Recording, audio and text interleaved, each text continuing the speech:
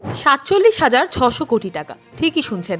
এক ধাক্কায় ওড়িশার ভাগ্য বদলে দিতে এত বড় এক মেগা প্যাকেজ নিয়ে হাজির হলেন প্রধানমন্ত্রী নরেন্দ্র মোদী।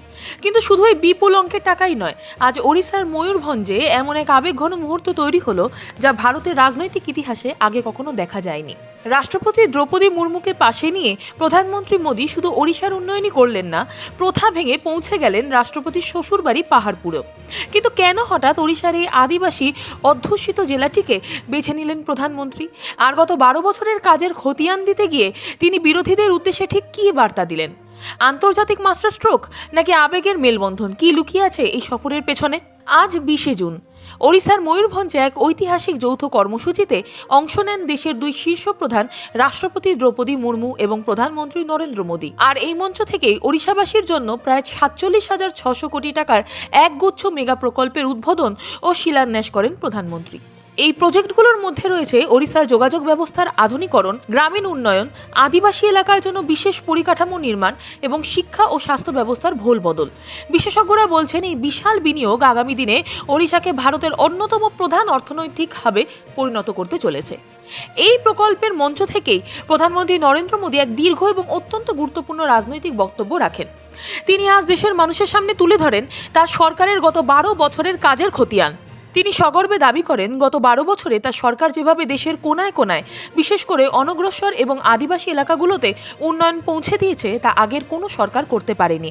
রাজনৈতিক বিশ্লেষকদের মতে এই বক্তব্যের মাধ্যমে প্রধানমন্ত্রী 2026-এর এই সময় দাঁড়িয়ে দেশবাসীকে আরও একবার মনে করিয়ে দিলেন যে তার সরকার সবকা সাথ সবকা বিকাশ এই নীতিতেই অবিচল এবং আগামী দিনেও এই উন্নয়নের গতি থামবে না।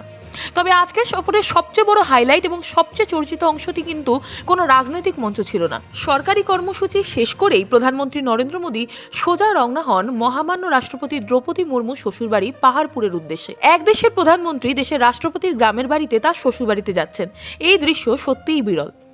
সেখানে গিয়ে প্রধানমন্ত্রী একেবারে সাধারণ মানুষের মতন মিশে যান, পাহাড়পুরের মানুষের সাথে কথা বলেন এবং রাষ্ট্রপতির পারিবারিক স্মৃতির প্রতি শ্রদ্ধা জানান। এই সফর প্রমাণ করে দিল যে দেশের শীর্ষ পদে থেকেও মাটির মানুষের সাথে এবং নিজেদের শিকড়ের সাথে কিভাবে যুক্ত থাকা যায়। এই এক একটি মুহূর্ত সোশ্যাল মিডিয়ায় ইতিমধ্যেই ভাইরাল হতে শুরু করেছে। এবার আসা যাক আসল বিশ্লেষণে। প্রধানমন্ত্রী মোদীর এই সফরের রাজনৈতিক ও সামাজিক গুরুত্ব কতটা? প্রথমত, ওড়িশার মতো রাজ্যে এত বড় বিনিয়োগের মাধ্যমে পূর্ব ভারতের অর্থনৈতিক উন্নয়নকে ত্বরান্বিত করা।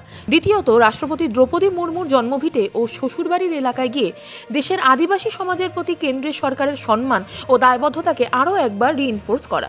এটি যেমন একদিকে প্রশাসনিক মাস্টার স্ট্রোক, ঠিক তেমনি অন্যদিকে সাধারণ মানুষের মন জয় করার এক নিখুঁত প্রচেষ্টা। 47,600 কোটি টাকার এই মেগা প্রজেক্ট ওড়িশার চেহারা কতটা বদলাবে বলে আপনার মনে হয়? আর প্রধানমন্ত্রী মোদীর এই পাহাড়পুর সফরকে আপনি কিভাবে দেখছেন? কমেন্ট বক্সে আপনার মতামত আমাদের অবশ্যই জানান। ভিডিওটি ইনফরমেটিভ মনে হলে লাইক শেয়ার করতে ভুলবেন না। দেখা হচ্ছে পরের ভিডিওতে।